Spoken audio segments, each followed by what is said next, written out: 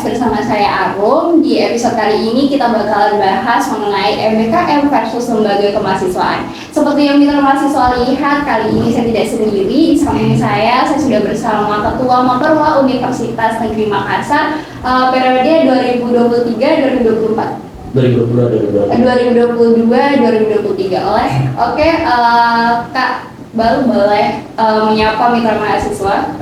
Halo teman-teman, saya Muhammad Iqbal Ramadandi, Ketua Umum Majelis Permusyawaratan Mahasiswa Universitas Negeri Makassar periode 2022-2023. Oke. Jadi kan kita udah kenalan nih sama Kak Iqbal. Jadi di profesi podcast kali ini kita bakalan bahas nih Kak mengenai sekarang yang lagi hype nih di kalangan mahasiswa, yaitu bingung memilih antara program MBKM dan juga organisasi kemahasiswaan, contohnya seperti misalnya BEM, himpunan, dan mungkin juga Maperwa. Kalau dari pandangannya Kak Iqbal nih, MBKM itu gimana sih Kak? Mungkin kita mulai dari awal, dari backgroundnya Kak Iqbal sebagai anak organisasi. Memulai organisasi ini dari mana?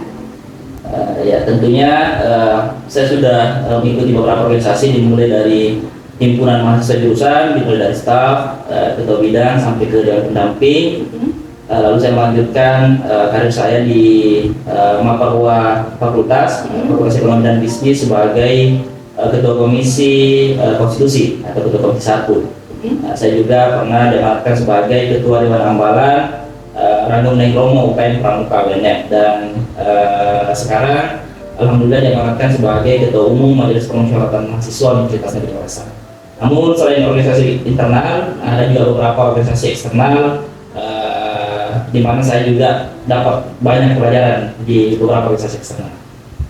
Kalau tadi Kak Iqbal sempat sebut mulai dari bawah, dari himpunan. Boleh tahu himpunannya itu jurusan apa dan fakultasnya, sekalian kenalan juga? Ya, jadi saya dari himpunan mahasiswa manajemen Fakultas Ekonomi dan Bisnis, dimulai dari staf bidang 1. Di periode selanjutnya saya menjabat sebagai Ketua Bidang 1 Pendidikan dan Pelatihan Hima Manajemen.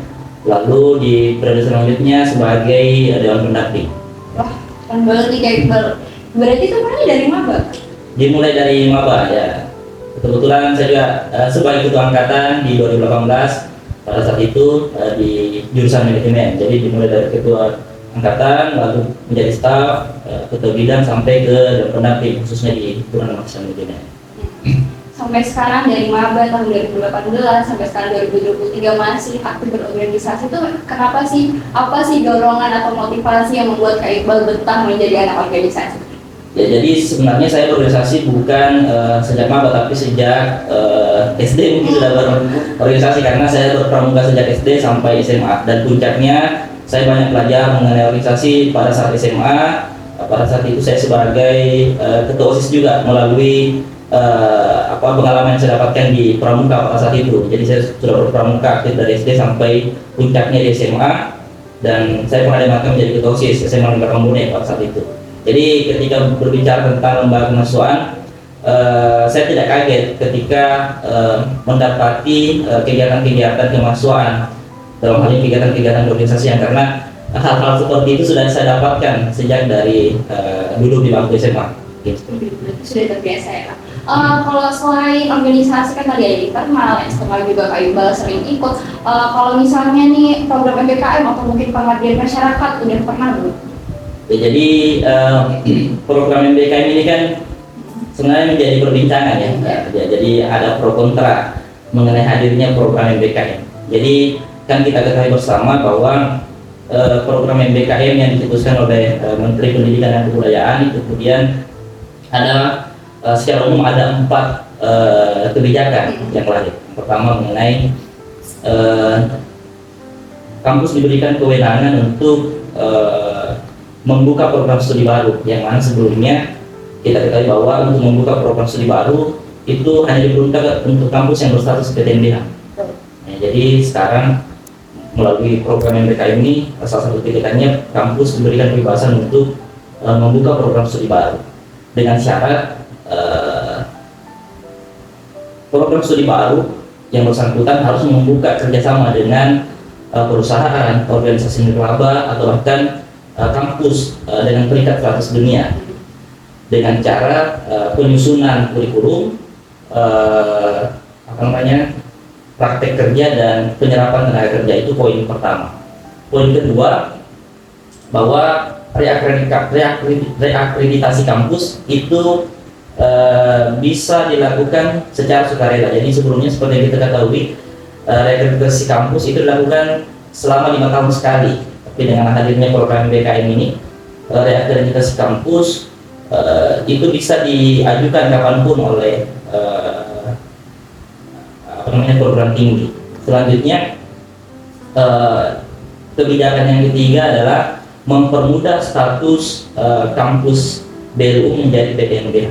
Seperti yang kita ketahui, maraknya hari ini perbincangan khususnya kita di internal UNM, bahwa khusus di lembaga kemahasiswaan kita kemudian menolak hadirnya apa namanya, perubahan status UNM dari BLU menjadi PTNBH, karena teman-teman menganggap bahwa hadirnya PTNBH ini sebagai corong liberalisasi dan komersialisasi pendidikan. Panjang lah ceritanya kalau kita bicara tentang PTNBH. Dan yang poin bicara tentang PTNBH. Dan poin keempat, perubahan status, perubahan nama SKS yang sebelumnya bernama, definisinya adalah jam belajar, tapi sekarang dengan hadirnya program BKM ini berubah namanya menjadi jam kegiatan. Jadi hadirnya program BKM ini salah satunya memperbolehkan mahasiswa untuk belajar di luar program studinya sebanyak 2 semester atau sebanyak 40 SKS. Nah, program belajar di luar program studi inilah yang kemudian banyak diikuti oleh mahasiswa. Dalam hal ini kegiatan kewirausahaan, kegiatan kampus mengajar, magang dan lain-lain. Nah, poin keempat inilah yang kemudian sebenarnya menjadi sorotan kita, khususnya di lembaga kemahasiswaan, karena mau tidak mau hadirnya kebijakan PKM ini khususnya di poin keempat itu kemudian kesannya menjadi saingan bagi lembaga kemahasiswaan, karena mau tidak mau salah satu faktor yang menyebabkan turunnya minat berlembaga adalah hadirnya program BKM ini khususnya di poin keempat.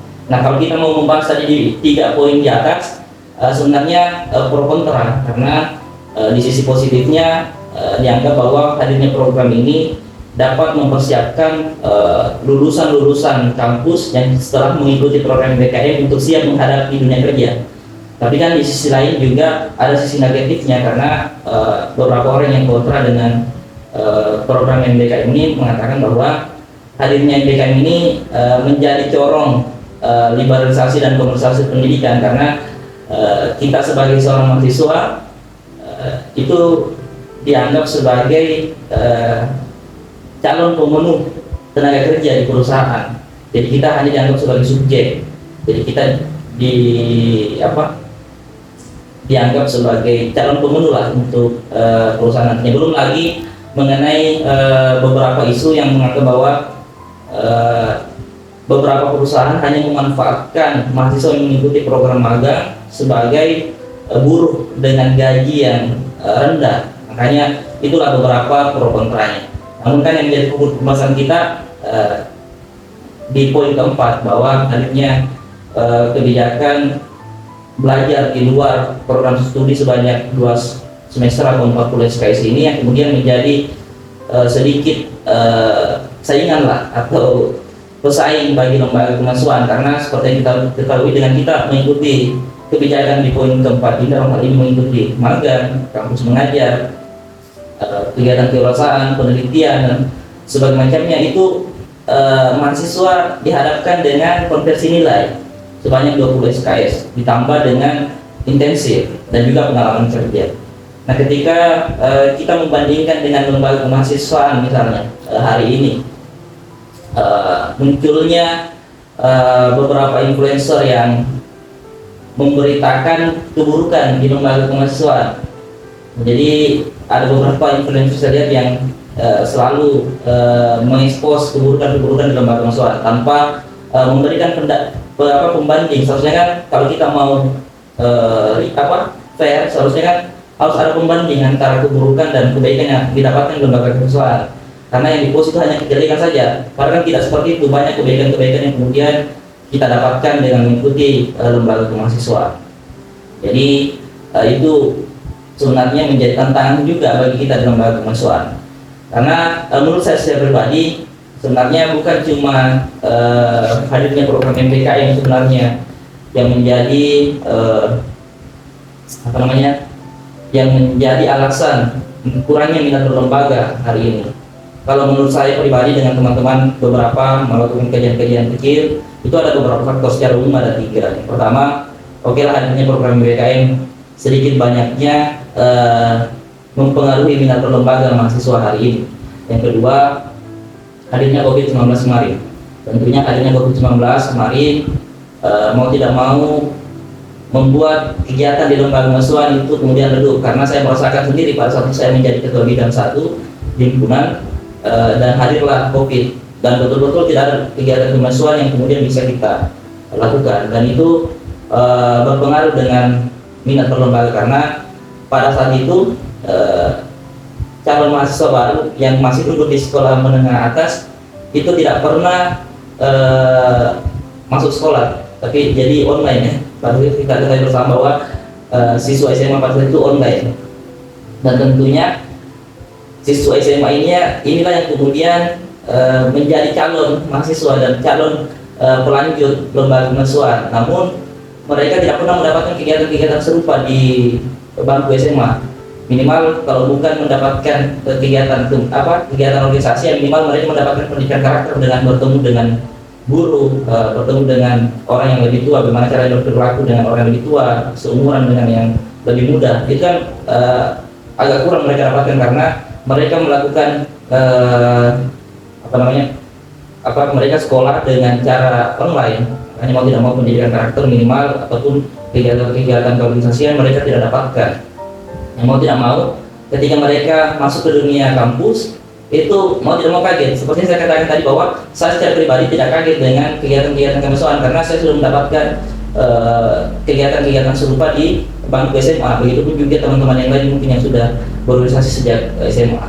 Namun teman-teman yang mendapatkan COVID dan duduk di bangku SMA itu kemudian tidak mendapatkan hal tersebut, pendidikan karakter, kegiatan organisasi, dan mereka masuk ke dunia kampus dipertemukan dengan lembaga kemahasiswaan, ditambah dengan beberapa influencer yang memberitakan keburukan-keburukan lembaga kemahasiswaan.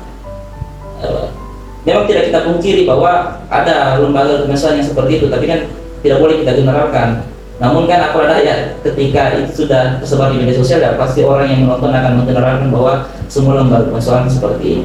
Jadi itu poin kedua, bahwa selain MBKM juga ada pandemi COVID-19 yang mau tidak mau sedikit banyaknya itu mempengaruhi minat berlembaga. Yang terakhir, poin ketiga adalah memang perlu kita akui bersama bahwa masih ada beberapa lembaga kemahasiswaan yang masih menerapkan cara-cara lama, ya tidak mengupgrade dirinya, tidak menyesuaikan dengan perkembangan zaman. Sedangkan kita dihadapkan dengan program MBKM yang mana saya lihat ini program MBKM secara visi dia visioner, karena saya lihat secara ideal harapannya MBKM itu mempersiapkan orang yang mengikuti program MBKM itu bisa menyesuaikan dengan zaman, karena tadi di kebijakan pertama MBKM itu bisa membuka program studi baru. Jadi program pertama, kebijakan pertama di MBKM itu kampus dipermudah untuk membuka program studi baru, karena Menteri Pendidikan menganggap bahwa kita perlu menyesuaikan dengan perkembangan zaman, kita perlu mengejar ketertinggalan dengan negara-negara maju. Makanya kita perlu membuka program-program studi baru yang sesuai dengan perkembangan zaman. Itu secara idealnya ya, walaupun kita tidak tahu bagaimana penerapannya, tapi secara ideal memang visioner. Makanya itu tadi, ketika lembaga kemahasiswaan yang kemudian beberapa yang masih menggunakan cara-cara lama lalu dibenturkan dengan program MBKM yang kemudian secara visi visioner, yaitu dengan menyesuaikan dengan perkembangan zaman, tentunya tidak boleh juga kita menyalahkan lebih banyak dengan hadirnya program MBKM. Makanya perlu juga di poin ketiga saya bilang kita juga perlu mengevaluasi diri di lembaga kemahasiswaan khususnya. Sebenarnya apa yang menjadi nilai jualnya kita di lembaga kemahasiswaan sehingga mahasiswa baru kemudian bisa tertarik. Makanya kami di Maparwa sementara membicarakan hal tersebut, bagaimana kemudian bisa lembaga kemahasiswaan khususnya di Universitas Negeri Makassar bisa bersaing dengan MBKM. Karena sebelumnya saya sudah bertemu dengan Wakil Rektor 1 Prof. Ismail Haris membicarakan hal tersebut mengenai hadirnya program MBKM dan juga minat berlembaga di Universitas Negeri Makassar.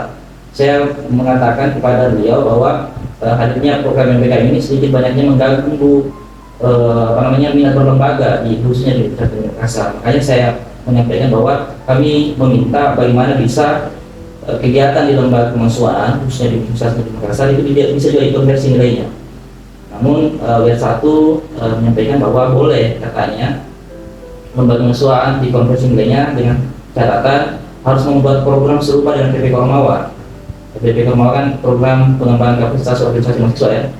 Ada beberapa tim yang lulus kemarin di Universitas Negeri Makassar, katanya boleh dikonversi dengan cara kamu membuat program serupa. Tapi saya sampaikan bahwa mungkin hal tersebut agak sulit untuk diterapkan di seluruh lembaga kemahasiswaan karena saya lihat di PP Kormawa itu minimal pengerjaannya 5 bulan dan memakan biaya yang cukup banyak. Jadi saya bilang mungkin untuk itu Prof mengenai apa yang kami tawarkan supaya bisa dikonversi nilai lembaga kemahasiswaan ke dalam SKS akan saya kembalikan ke teman-teman, akan saya bicarakan dengan teman-teman dan saya sudah kami di Maparwa sudah reses di beberapa fakultas ya dan juga di kampus Pare, kampus Pare, dan hasil reses sudah kami kumpulkan dan sudah kami serahkan ke BM. Ya, jadi BM nanti akan menindaklanjuti entah bagaimana caranya langkah strategis apa yang diambil. Tapi kemarin teman-teman BEM saya sudah konsultasi untuk membahas hasil reses yang diterima oleh Maparwa dan saya juga sempat hadir. Jadi langkah yang diambil teman-teman membentuk tim riset, tim propaganda ya dan tim media pendidikan massa. Jadi ada 3 tim yang dibentuk kemudian untuk melancarkan atau sebagai rencana strategisnya kita untuk menggolkan ini atau untuk menyukseskan apa yang menjadi aspirasi dari teman-teman setiap fakultas untuk kami realisasikan. Tapi kan hal tersebut tentunya bukan hal yang mudah bagi kami tanpa teman-teman khususnya pengurus lembaga kemahasiswaan. Karena ketika kita melihat konversi nilai MBKM ya, saya rasa juga agak sedikit sulit. Makanya itu saya lihat saya menganalisis bahwa lama-kelamaan akan sulit juga minat orang untuk mengikuti program MBKM ini. Karena secara aturan seharusnya kita dikonversi nilai 20 SKS, tapi realitanya ada beberapa program studi yang tidak mau mengkonversi ya, termasuk di jurusan saya hanya KKN yang bisa dikonversi khususnya di program P3D yang pernah saya ikuti, program yang 1 tahun lalu pernah saya ikuti waktu saya masih di program itu pun juga saya lihat di program studi yang lain. Mas Menteri sudah mengamanatkan bahwa kegiatan MBKM itu bisa dikonversi 20 SKS, tapi kembali ke kebijakan prodi. Maksud saya kan masa lebih tinggi kebijakan program studi daripada program kebijakan menteri, kebijakan daerah 1 itu kan sudah jelas sebenarnya harus dikonversi. Makanya kalau saya menganalisis bahwa lama-kelamaan ketika caranya masih seperti ini, setiap program studi memiliki kebijakan yang berbeda, jangan-jangan nanti peminat MBKM juga akan sepi. Berbicara tentang tadi kebijakan prodi mengenai upaya kami untuk menggolkan lembaga kemahasiswaan untuk dikonversi nilainya, itu tadi menjadi ketakutan sebenarnya karena dibenturkan tadi, sedangkan teman-teman yang mengikuti program MBKM yang jelas-jelas program dari Kementerian Pendidikan dan Kebudayaan itu masih sulit dalam mengkonversi nilai. Apalagi kemudian usulan kami dari Maparwa yang kemudian hanya mendapatkan persetujuan misalnya walaupun gol ya, anggaplah misalnya gol, anggaplah persetujuan Wakil Rektor 1, apakah kuat untuk menekan program studi masing-masing di setiap fakultas? Nah, itu yang menjadi pertanyaan sebenarnya. Mungkin saya kembali. Tadi sempat menarik yang poin kedua seperti yang Kak Iqbal bilang Iqbal, sebenarnya awal minat menurunnya organisasi itu bukan semata-mata karena program MBKM sebelumnya sudah dibentukkan dengan pandemi COVID-19. Dan kalau misalnya kita lihat secara berunut dari tahunnya, kan program MBKM itu memang mulai sejak tahun 2020 ketika COVID-19 ketika pandemi COVID-19 merajalela, lalu para mahasiswa tertarik mengikuti program MBKM dan juga dibentukkan banyak penggiringan opini lah istilahnya di media sosial, mungkin TikTok, Instagram dan lain-lainnya terkait sisi gelap dari lembaga kemahasiswaan, sehingga banyak nih maba-maba biasanya yang rentan terpengaruh itu maba-maba jadi kurang minatnya untuk berorganisasi. Lalu menyambung ke poin ketiga, Kak Iqbal sempat bilang kalau masih ada beberapa lembaga kemahasiswaan yang masih menggunakan cara-cara lama. Mungkin kita bisa make-sure cara-cara lama yang dimaksud itu seperti apa? Ya, jadi cara-cara lama yang saya maksudkan banyak ya. Ada cara-cara lama minimal seperti senioritas, pengumpulan, rapat lama dan terlambat. Itu kan beberapa cara-cara lama yang masih diterapkan sampai sekarang.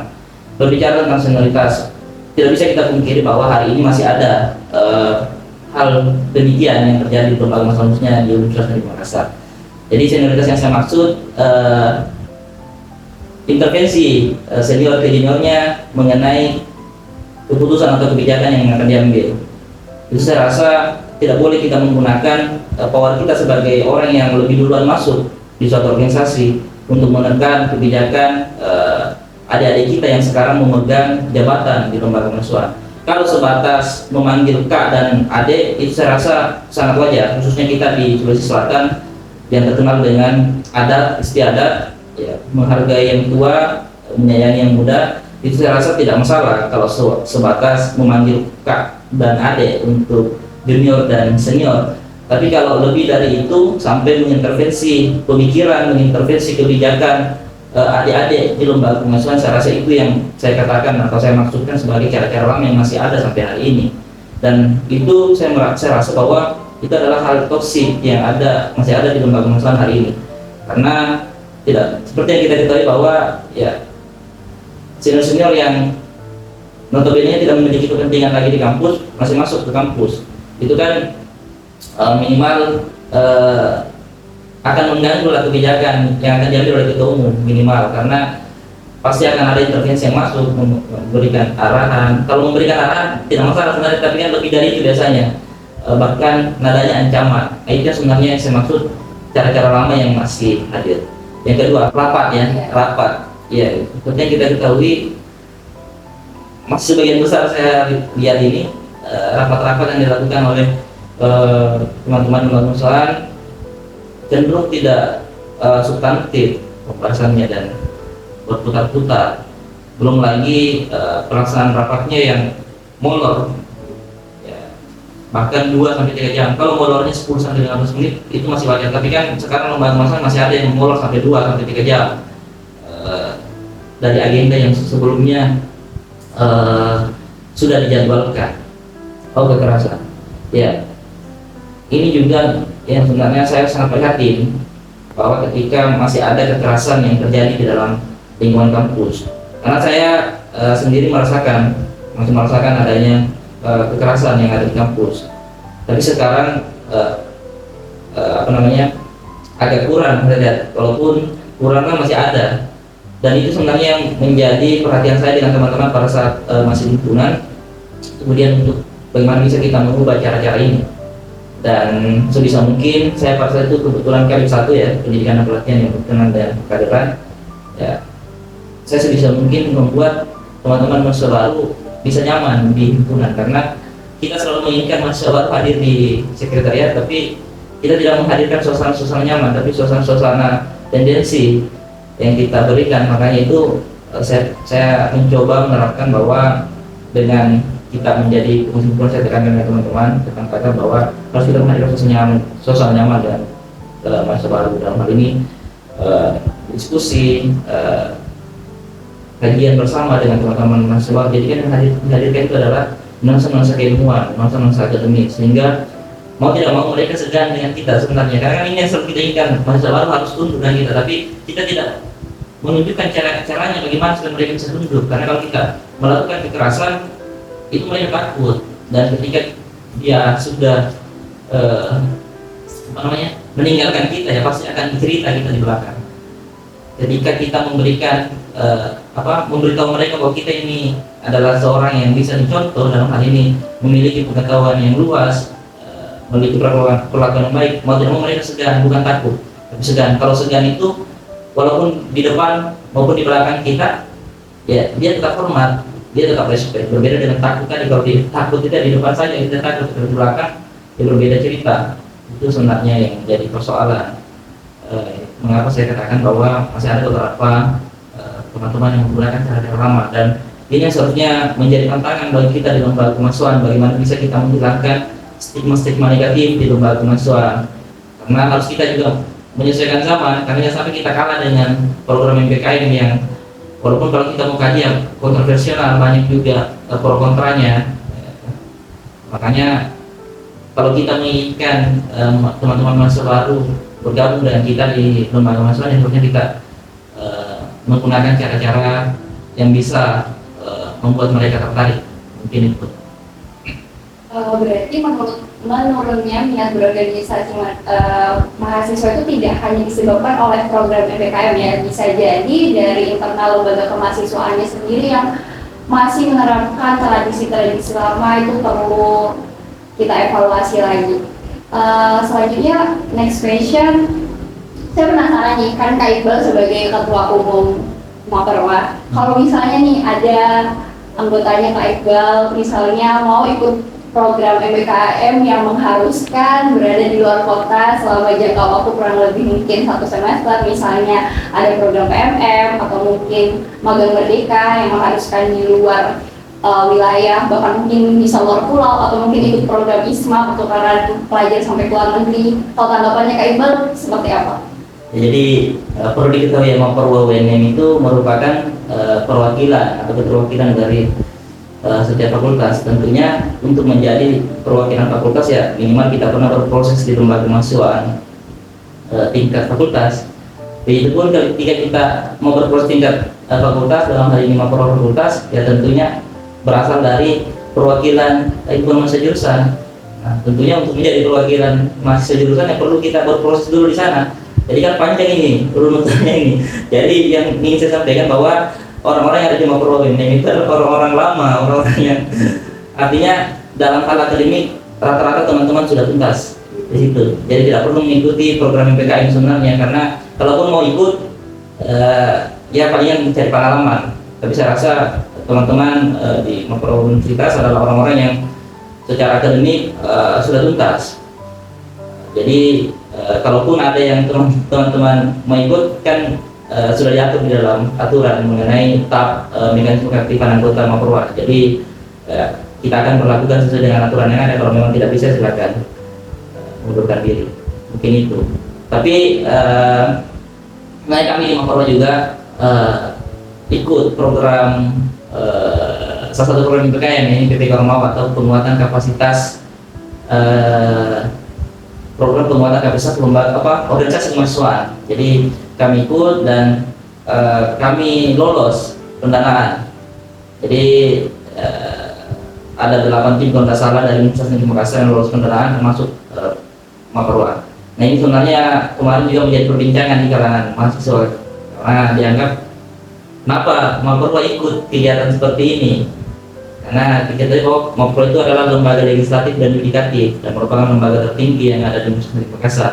Seharusnya kerja-kerjanya mengawasi BEM. Jadi sebenarnya apa salahnya kalau teman-teman ikut?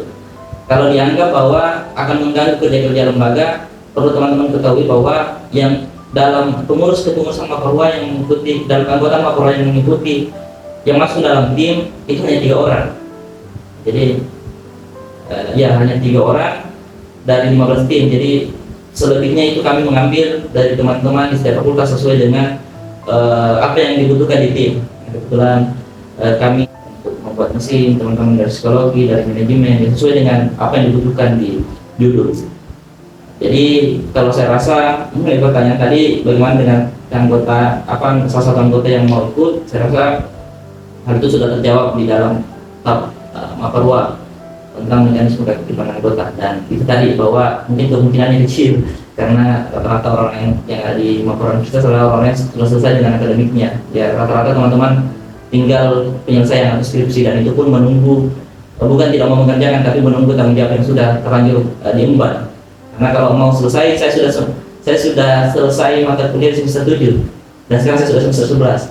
Hanya saja ada tanggung jawab kemarin di beberapa fakultas sehingga membuat saya menahan proses penyelesaian. Setelah selesai di beberapa fakultas, saya lanjut di beberapa universitas sehingga penyelesaian kemudian ditangguhkan dulu. Bukan berarti kita tidak mau. Jadi kan ini perlu juga kita luruskan bahwa kenapa orang ikut lembaga mahasiswa itu lambat selesai, bukan lambat selesai, tapi ini adalah pilihan atas tanggung jawab yang sudah terlanjur diemban. Karena kalau mau bicara cepat selesai, mungkin saya bisa selesai dengan teman-teman yang notabene cepat selesai, karena di semester 7 saya sudah habis mata kuliah, dan tentu saja di semester di akhir semester 7 saya menyelesaikan tugas akhir. Tapi kan itu lagi-lagi bahwa itu adalah pilihan, dan saya memilih untuk mengambil tanggung jawab ini karena saya menganggap bahwa dengan saya menjadi ketua Maperwa UNM, saya akan menyebarkan kebaikan dengan skala yang lebih luas. Yang tadinya saya hanya bergelut di Maperwa fakultas, ya kebaikan yang bisa saya sebar ya skala fakultas saja. Saya menjadi ketua amalan Parlemen Promo dan Pramuka, ya kebaikan yang saya sebar sebatas teman-teman pegawai dan kegiatan-kegiatan kepramukaan. Namun saya menganggap bahwa pengabdian saya belum selesai, makanya saya harus menjadi ketua umum Majelis Permusyawaratan Mahasiswa Universitas Negeri Makassar supaya kebaikan yang saya sebar bisa lebih luas, dalam hal ini lingkup Universitas Negeri Makassar dan masyarakat secara umumnya. Mungkin itu. Terakhir mungkin penutup menurut Kak Iqbal, sebenarnya tadi udah dibahas sih sebelumnya, tapi sebagai penutup aja, apakah betul MBKM dan lembaga kemahasiswaan ini bisa berjalan beriringan? Ya, jadi masing-masing antara MBKM dan lembaga kemahasiswaan punya positif dan negatifnya. Ya, seperti tadi yang saya katakan di MBKM, positifnya secara visioner mempersiapkan para pesertanya, lulusannya untuk siap menghadapi dunia kerja, dan dalam hal ini semakin berkembang, ya lulusannya dipersiapkan untuk menyesuaikan dengan hal tersebut. Tapi kan di sisi negatifnya bahwa dianggap hadirnya MBKM ini sebagai corong liberalisasi dan komersialisasi pendidikan, karena dimulai dari kebijakan tadi buka tutup program studi yang maksudnya kita melakukan kerjasama dengan perusahaan, dengan organisasi nirlaba, dengan kampus peringkat 100 dunia, ya, dengan menghasilkan kurikulum, penyerapan tenaga kerja, dan pelaksanaan realisasi tenaga kerjanya yang dihasilkan dari kerjasama ini. Itu kan lagi-lagi membuka corong liberalisasi dan komersialisasi pendidikan. Poin kedua, reakreditasi kampus yang dilakukan secara otomatis dan sukarela. Yang ketiga ada mendorong kampus untuk berubah dari status PTNBU menjadi PTNBM. Seperti kita ketahui ini menjadi perdebatan kita khususnya di Universitas Negeri Makassar, bahwa hal tersebut menjadi corong besar untuk komersialisasi dan liberalisasi pendidikan. Dan poin terakhir ini mengenai kegiatan di luar dari program studi. Dari keempat kebijakan ini kan semuanya mengarah ke liberalisasi dan komersialisasi pendidikan. Namun kan pasti ada kebaikan yang bisa kita dapatkan juga di situ. Jadi tinggal dipilih. Setelah saya menjelaskan mengenai positif dan negatifnya, silakan teman-teman pilih. Itu juga di lembaga kemahasiswaan. Dengan teman-teman mengikuti lembaga kemahasiswaan, teman-teman akan mendapatkan banyak pengetahuan yang kemudian tidak didapatkan di bangku kuliah. Karena kenapa IPK itu 4? Karena 96-nya kita dapatkan di lembaga kemahasiswaan atau di organisasi kemahasiswaan.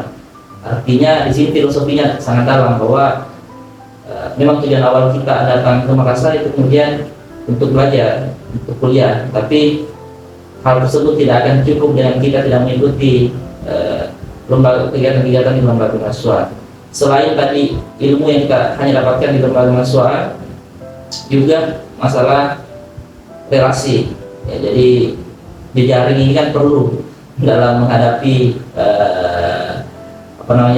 kehidupan setelah kita kuliah satu, setelah kita mau S2 atau lanjut kerja, itu kan perlu sekali, karena seperti yang kita ketahui orang-orang besar di negara kita, orang yang memimpin negara kita adalah orang-orang yang dulunya pernah bergelut di lembaga mahasiswa. Silakan disebutkan siapa kira-kira di pemimpin di negara kita yang tidak pernah bergelut di lembaga mahasiswa. Semuanya pernah.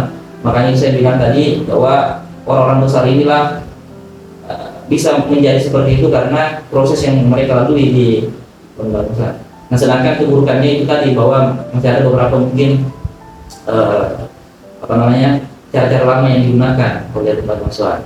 Jadi kalau kita bilang bisakah beriringan, ya saya tidak boleh bilang juga harus lembaga kemahasiswaan saja. Saya juga tidak boleh bilang hanya MBKM saja. Ya, masing-masing punya kelebihan dan keburukannya. Tapi kalau dari sudut pandang lembaga kemahasiswaan, ya tentunya kalau saya secara pribadi setelah saya mengikuti program MBKM dan bergelut di lembaga kemahasiswaan sejak maba sampai sekarang, manfaat yang saya dapatkan begitu besar di lembaga kemahasiswaan. Karena ada juga beberapa program MBKM yang saya lihat hanya formalitas pelaksanaannya, berbeda dengan proses yang saya lalui, karena saya sendiri secara pribadi merasakan bahwa proses yang saya lalui di lembaga kemahasiswaan itu memberikan manfaat atau dampak yang lebih besar bagi saya dalam hal kepemimpinan, relasi, pengetahuan yang hanya saya dapatkan di lembaga kemahasiswaan, dan manfaat-manfaat lain yang hanya saya dapatkan di lembaga kemahasiswaan tidak saya dapatkan di MBKM dan juga di bangku kuliah. Jadi mungkin itu hingga yang ingin saya sampaikan kepada teman-teman, khususnya mahasiswa baru Universitas Negeri Makassar. Silakan memasuki atau bergabung di lembaga kemahasiswaan, baik itu internal UNM maupun eksternal UNM. Jangan membatasi diri teman-teman bahwa datang ke Makassar hanya kuliah saja, itu sangat tidak cukup. Kalau teman-teman hanya datang ke Makassar dan kuliah saja, karena kalau teman-teman berargumen bahwa tidak bisa membagi waktu, itu kebohongan besar. Kalau teman-teman tidak bisa membagi waktu sehingga tidak mau masuk lembaga kemahasiswaan, saya pernah secara bersamaan 5 atau 6 lembaga kemahasiswaan secara bersamaan saya menjabat, dan semuanya bisa. Karena hitung-hitungan saya dalam satu semester dengan kebedaannya ini 6 bulan kuliah, itu hanya sekitar 10 hari. Ketika kita gabungkan semua ini jam kuliah kita, ada SKS kita hanya 10 hari. Sedangkan kita ketahui bahwa dalam 6 bulan itu ada 170 hari, 180 hari ya. Jadi 180 hari dikurangi 10 hari, masih ada 170 hari yang kemudian entah digunakan untuk apa. Nah, ini pertanyaannya. Kalau dikatakan bahwa sibuk, itu bohong besar. Itu hanya alasan bagi orang-orang yang tidak mau keluar dari zona nyamannya, hanya melakukan kegiatan-kegiatan yang membuatnya senang. Ya, tidak masalah juga melakukan kegiatan-kegiatan yang membuat senang, tapi saya rasa banyak kegiatan-kegiatan yang lebih bermanfaat yang seharusnya bisa didapat melalui lembaga kemahasiswaan. Mungkin itu. Jadi intinya program MBKM dan lembaga kemahasiswaan kan tujuannya sama-sama untuk supaya mahasiswa memperoleh pengalaman belajar di luar kelas. Jadi apapun pilihan bagi kita mahasiswa, selama itu niatnya baik, kita dukung. Siap, harus didukung. Oke, dan itu udah divalidasi langsung oleh Kak Iqbal. Kak Iqbal, thank you banget untuk sharing hari ini mengenai topik kita pada kali ini, MBKM versus lembaga kemahasiswaan. Buat kita mahasiswa yang udah nonton, terima kasih. Jangan lupa subscribe YouTube Profesi TV. Nantikan podcast selanjutnya hanya di Prokes.